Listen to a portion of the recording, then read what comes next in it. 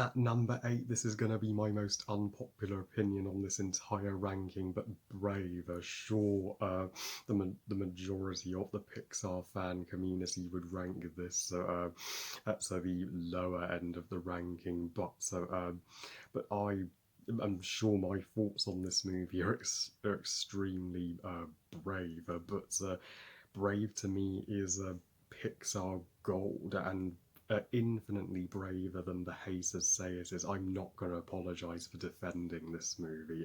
Merida is one of Pixar's most marvelous and badass protagonists. It's about damn time we had a female lead in a Pixar movie, and Merida is proves to be such a queen, and I think her rebellious personality makes her an awesome role model for all teenage girls, and this was finally a Disney princess movie that deviated from the love interest plot and focused on a mother and daughter relationship, which is severely lacking in movies. I mean, it was. I mean, it just it rips your heart out to see Merida and her mother Eleanor, be just adore one another at the beginning, but they are but they become distant from one another just because of the tradition of Merida being forced to marry and form an alliance with another kingdom, and the second sunrise scene. Oh god, that is one of the Pixar scenes that destroys me emotionally, and I think Merida's mother transforming into a bear was a genius way to solve the conflict between Merida and Eleanor, because they both forgot to uh, come to a compromise, and I wish Brenda Chapman would get to direct more Pixar movies, because she directed this movie for phenomenally, and Mordu being one of Pixar's most overlooked and most darn right terrifying villains, and that bear fight is one of the most epic Pixar climaxes to date. Number 7, Incredibles 2. Talk about an incredibly satisfying sequel. I really think this movie deserves all the praise of its predecessor and more. I just love that it's a yeah, made it's a Helen story for a change, and it switched parenting roles. So Bob is the one that has to watch Violet, Dash, and Jack Jack this time, and seeing him get jealous over Elastigirl living the glory superhero days just was just a stellar comedy. I do think this movie is funnier as well as more surprising than the first one in its writing.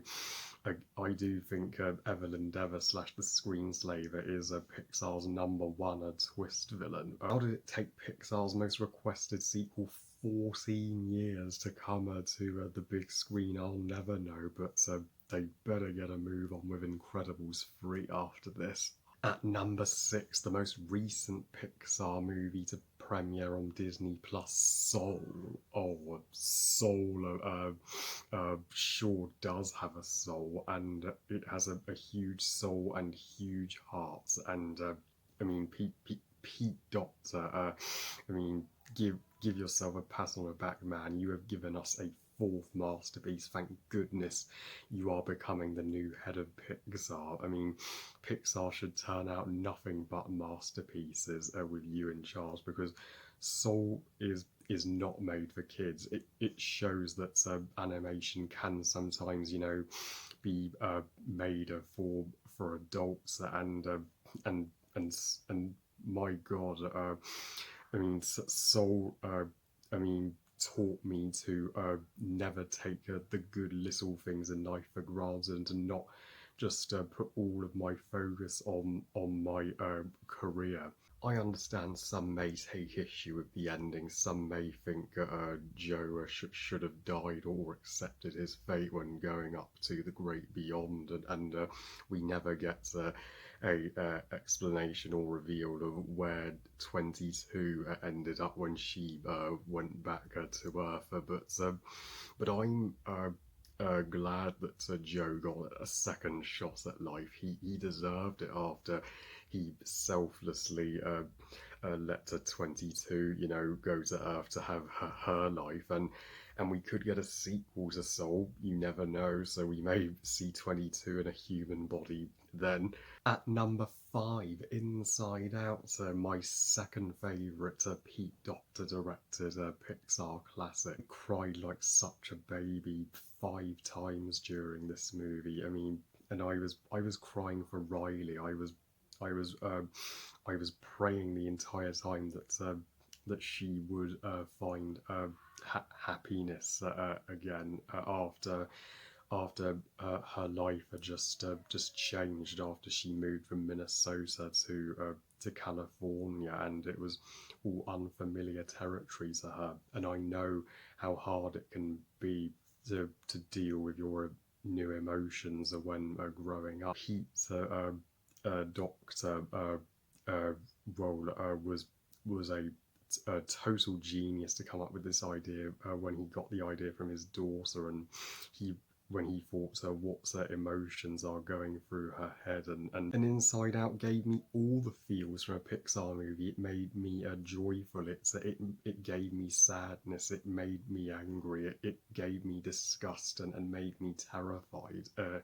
And how the Academy could snub this of Best Picture, I am clueless. Number 4, a movie that, like me, is celebrating its 25th birthday this year, Toy Story. I mean, without this movie, animation would not be what it is today. This is the Snow White and the Seven Dwarfs of Pixar.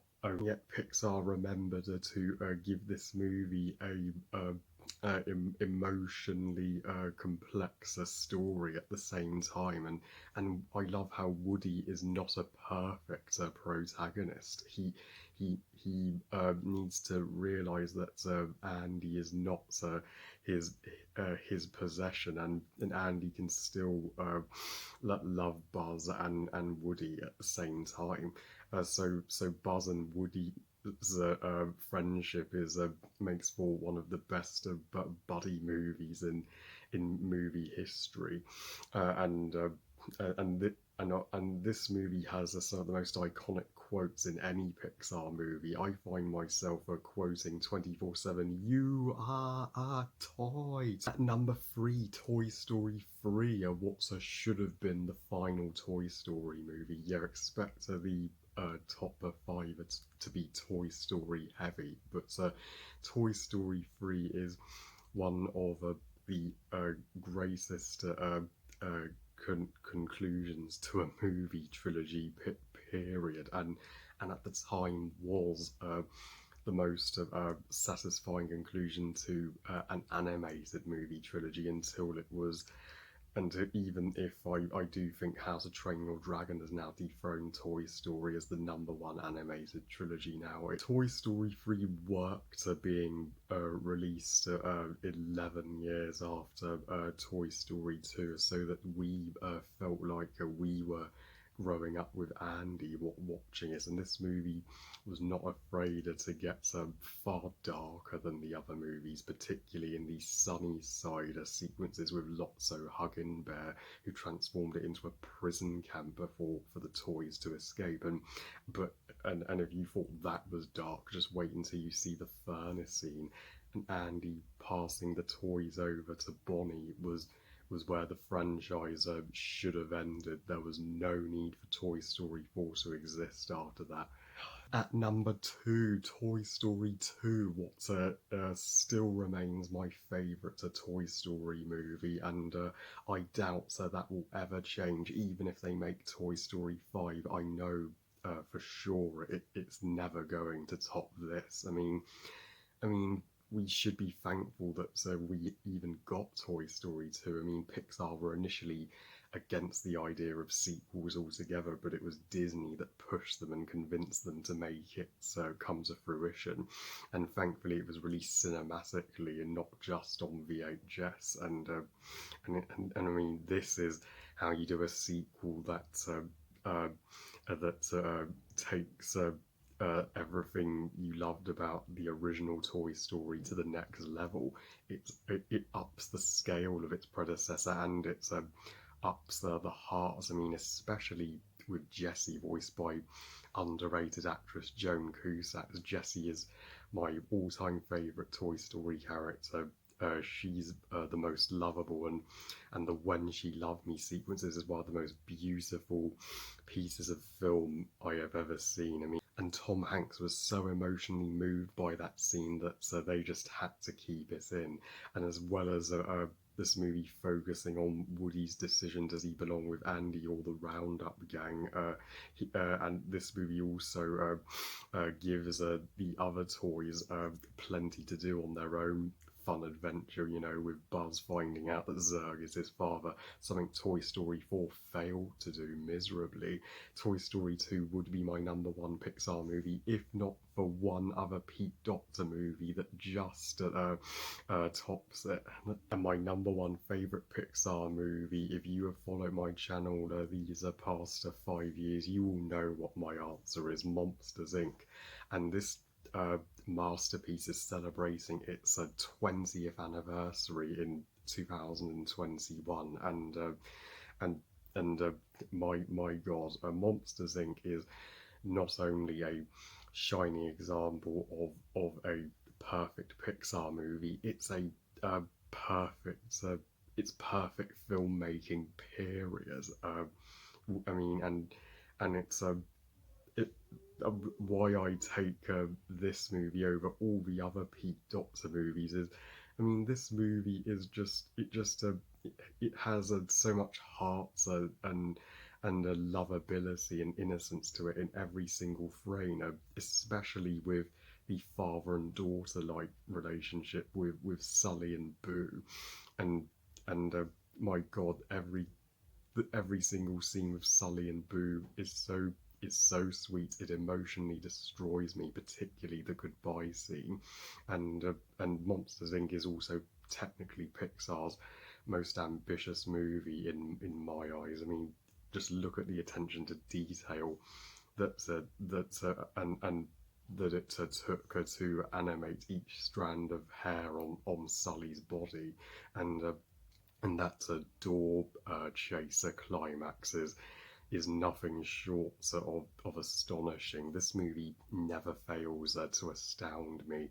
It's a it's a it's still one of my top 10 favorite movies of all time, and easily one of my favorites animated movies of all time. So yeah, I'm still prouder to call Monsters Inc. the best Pixar movie. So that was my epic 23 movie long updated Pixar ranking, longest ranking I've ever done. And happy New Year 2021 to everyone. I just know you will nail your goals and resolutions this year. I love you guys. Thank you for watching. I hope you guys enjoyed this ranking. And what are your thoughts on my ranking? And what would be your personal ranking of the 23 Pixar movies? Please comment and let me know. Please like this video and subscribe. Please follow me on Twitter and on Instagram. And I'll see you next time. And remember, movies are us. Bye, guys.